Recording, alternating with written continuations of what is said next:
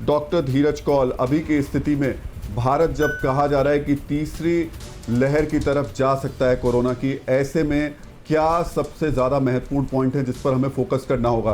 क्योंकि लॉकडाउन का सबसे बड़ा डर ये भी है, जो आंकड़े हैं वो बता रहे हैं कि लाखों लोगों की नौकरी इससे जाएगी, बेरोजगारी बढ़ेगी। तो ये डर भी सरकारों को लॉकडाउन लगाने से रोक रहा है। फिर क्या बचता है उपाय हमारे पास? बिल्कुल बिल्कुल। देखिए, 2 मिनट दीजिएगा, बहुत जरूरी है समझना और समझाना, क्योंकि मैं हेल्थ फाइनेंस पे भी लिखता हूँ और मैं रिसर्च में एसोसिएटेड हूँ। सबसे इंपॉर्टेंट बात है कि कंट्री वाइड लॉकडाउन, जैसे हमारे डीजीपी साहब बोल रहे थे, बिल्कुल सही कंसेप्ट है। एक्यूटली चेन को ब्रेक करेगा, उसके बाद आप फाइनेंशियली सस्टेन नहीं कर सकते लॉन्ग टर्म लॉकडाउन लगाने के लिए। लॉकडाउन लगाने के 3 हफ्ते के बाद आपको एक्यूटली केसेस ड्रॉप होते दिखेंगे, आपके हेल्थ केयर सिस्टम से बर्डन हटेगा। अमेरिका में जो हमने यूज किया है, जो काम किया था हमारे लिए, हम 4-5 बिंदु को फॉलो करते हैं।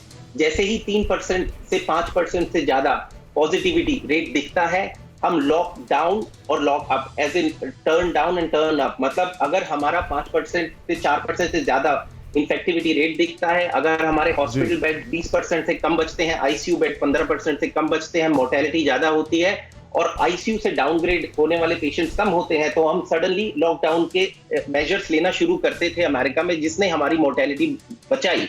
और आर नॉट एक बहुत इंपॉर्टेंट फंक्शन होता है स्टेटिस्टिक्स में, कि अगर आप 100 आदमी बीमार हैं तो क्या अगले दिन आप 100 आदमी और बीमार कर रहे हैं, 150 कर रहे हैं? तो आर नॉट भारत में फरवरी में चेंज हो गया। क्यों इस पे कार्रवाई नहीं की गई, ये एक अलग मुद्दा है।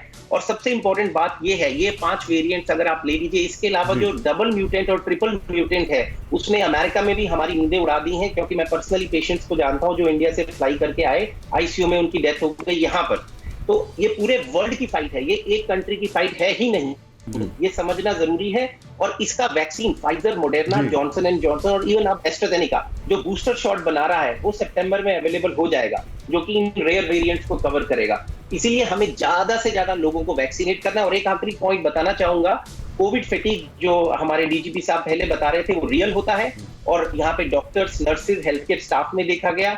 भारत के अंदर इस टाइम तकरीबन 30,000 डॉक्टर ऐसे हैं जो विदेश से पढ़ के आए हैं, एग्जाम की तैयारी करते हैं दिसंबर के लिए, उनको भी यूज करना पड़ेगा, क्योंकि मैन पावर एक नेक्स्ट क्राइसिस आपके हाथ में आने वाला है। सरकार ने इसके इंतजाम कर लिए, सरकार ने ऐसे कई फैसले लिए हैं डॉक्टर धीरज कौल, सरकार ने ऐसे कई फैसले ले लिए। अड़ी सोमवार से शुक्रवार शाम 6 बजे सिर्फ TV9 भारतवर्ष पर।